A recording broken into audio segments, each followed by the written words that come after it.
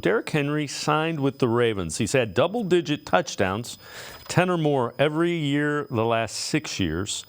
Near the goal line, defense are going to have to pay attention to him. That's going to make Lamar Jackson a real pain in the red zone for the Ravens. Quincy, I know you're not as concerned about Henry with the Ravens as I am. Why not? Yeah, I mean, what about that sounds different than what you have to deal with Baltimore last year? It's just, I think he's just better than Gus Edwards, or he's more of a In hand. short yardage, he's about the same as Gus, right? His big thing has been his ability to get downhill and get those big gash runs. But like when we talk about his short yardage performance, he's always been a little bit more vulnerable than I think people like think of him. He's been easy to get there relative to other parts of the field. And, Gus Edwards, one of the better short yardage backs, I think, in the NFL. So I don't think he's that much different from Gus in those goal line situations. Yes, he can run the ball, and I think they're going to be able to run the ball well, but Baltimore's been able to run the ball well since 2018. I don't think that really changes the dynamic of who they are. It just kind of reinforces it, and I think this Baltimore team would be a lot more dangerous if they would have invested that money at wide receiver versus getting another running back who is going to be good. Like, he's probably going to get 800 to 900 yards, but also he's past his prime. The older he gets, and what do you hear everybody say that plays in the NFL that has had to tackle Derrick Henry?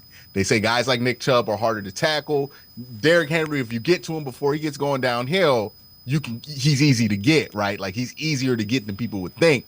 The older he gets, the longer it's going to take him to get downhill, which means that window teams have to hit him is going to be wider. And we saw what happened with him in the Titans last year, where the Browns defensive line just dominated the game, and then those linebackers were able to just shoot past them. And if you're a quick defense that can penetrate, like most of these AFC North defenses are, then you're going to be able to get to him before he gets going.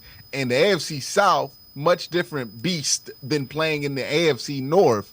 I think all of that's kind of going to take its toll and take Derrick Henry from King Henry to, really good running back Derrick Henry, which I think Baltimore's had with Keaton Mitchell, with J.K. Dobbins.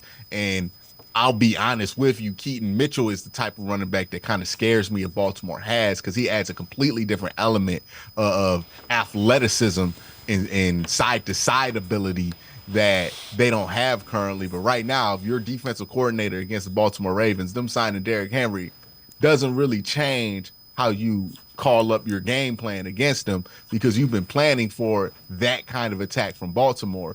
They just pretty much felt like they needed an upgrade over what Gus Edwards has. And in some ways, he's going to be an upgrade to Gus.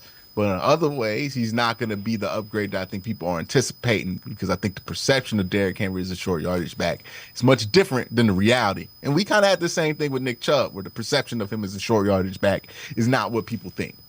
The other thing is the Ravens, for whatever reason, last 3-4 years, haven't been able to keep a running back healthy. You think about it, Dobbins was hurt, and they were going third and fourth running backs. And they lost a lot of offensive linemen this year, right? Like they lost a lot of guys in the interior, a lot of guys on the outside. Real questions about what they did this offseason if they actually got better.